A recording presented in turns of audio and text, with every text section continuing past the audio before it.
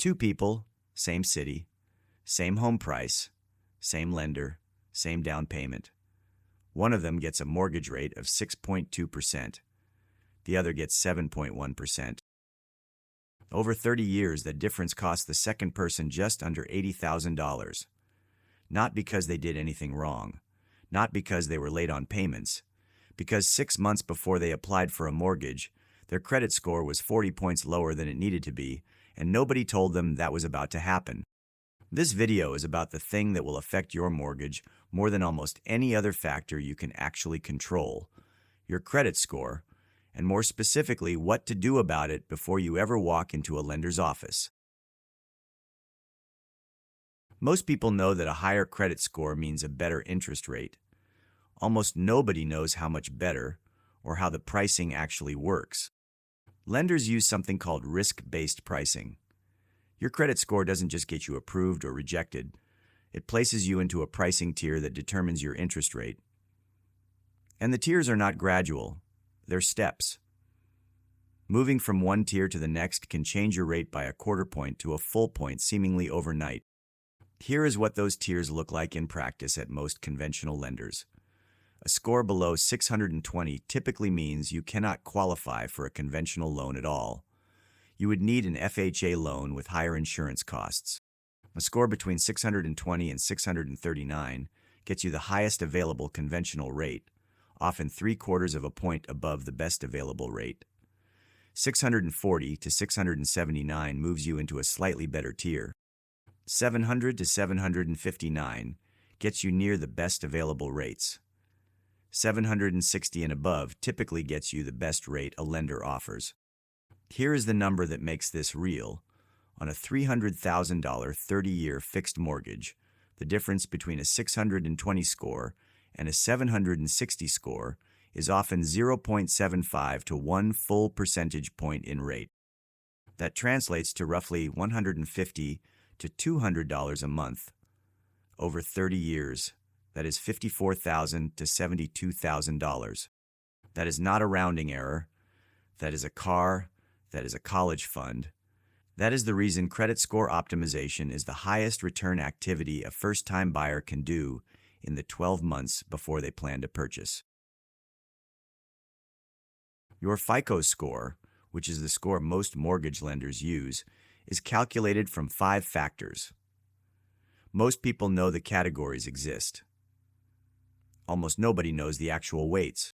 Payment history is 35% of your score. This is the biggest single factor. One missed payment reported to the bureaus can drop your score 30 to 100 points, depending on your current score and credit history length. The higher your score before the missed payment, the more dramatically it falls. This is why people with excellent credit are sometimes devastated by a single forgotten bill. Credit utilization is 30%. This is the ratio of your current credit card balances to your total credit limits. If you have a $10,000 limit across all cards and you are carrying $4,000 in balances, your utilization is 40%. Most scoring models reward utilization below 30%. The buyers who optimize aggressively get it below 10% in the 90 days before applying. This single factor can move a score 20 to 50 points in a matter of weeks. Length of credit history is 15%. This is the one factor you cannot accelerate. It rewards time. The longer your accounts have been open and in good standing, the better. This is why closing old credit cards before applying for a mortgage, which feels intuitively responsible, actually hurts your score by shortening your average account age and reducing your total available credit simultaneously. Credit mix is 10%. Having a mix of revolving credit, credit cards, and installment credit, car loans, student loans, signals to the scoring model that you can manage different types of debt responsibly. New inquiries are 10%. Every time a lender pulls your credit, a hard inquiry is recorded. Multiple hard inquiries in a short period signal financial stress to the scoring model. The exception, mortgage inquiries within a 14 to 45-day window, are typically grouped and counted as one inquiry. Shop multiple lenders within that window. 12 months out from your target purchase date is when this work begins. Here is the sequence. Pull your credit reports first. Not your score. Your full reports from all three bureaus: Equifax, Experian, TransUnion. You can do this free at annualcreditreport.com. You are looking for two things: errors and derogatory marks. Errors are more common than most people expect. Incorrect account information, payments marked late that were on time, accounts that do not belong to you. Dispute every error in writing with the specific bureau reporting it. Bureaus have 30 days to investigate and respond. A successfully disputed error can move your score significantly and costs nothing except time. Derogatory marks. Collections, late payments, charge-offs are more complex. Paid collections still show on your report, but their impact on your score diminishes over time. Some newer scoring models ignore paid collections entirely. If you have an unpaid collection under $1,000 in a non-medical category, paying it off may help depending on which scoring model your lender uses. Ask your lender specifically which FICO version they pull before making any decisions about old collections. 6 months out, shift focus to utilization. Pay down revolving balances aggressively. If you have a card at 80% utilization and you pay it to below 30%, your score typically responds within 1 to 2 billing cycles. This is the fastest lever available to most buyers. 3 months out, stop opening any new accounts and stop closing old ones. Both actions can move your score in the wrong direction right before application. We'll let everything sit exactly as it is. 30 days out, request a rapid rescore if needed.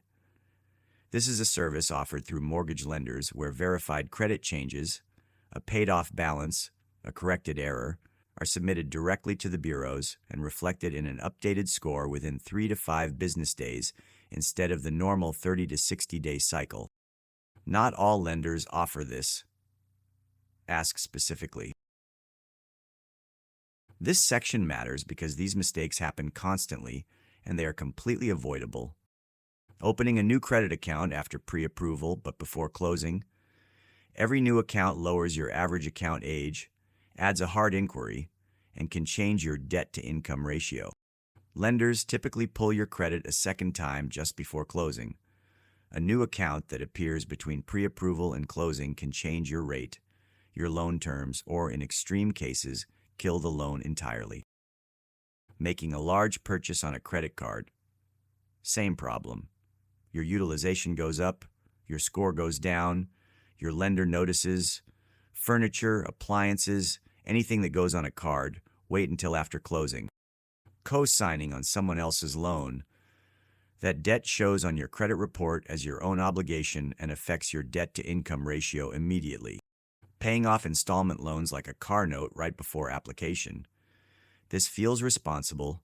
It can actually lower your score by changing your credit mix and reducing the age of your active accounts simultaneously. Moving money between accounts without documenting it. This is not a credit issue, but it affects your mortgage application. Lenders need to source every deposit in your bank accounts going back 60 to 90 days. An unexplained transfer can delay or derail your closing. Your credit score is the one major factor in the mortgage process that you actually control before the process begins. The rate you get on your mortgage is not a number that happens to you. It is a number that reflects decisions you made in the 12 to 24 months before you applied. That means the time to act on this is now, not when you find the house you want. Pull your credit reports this week. Check for errors. Understand your utilization. Stop opening new accounts. Give yourself 12 months to optimize before you need to apply, and the difference in your rate and in the total cost of your loan will be measurable in tens of thousands of dollars. That is the honest version of what a credit score actually means for a first-time buyer.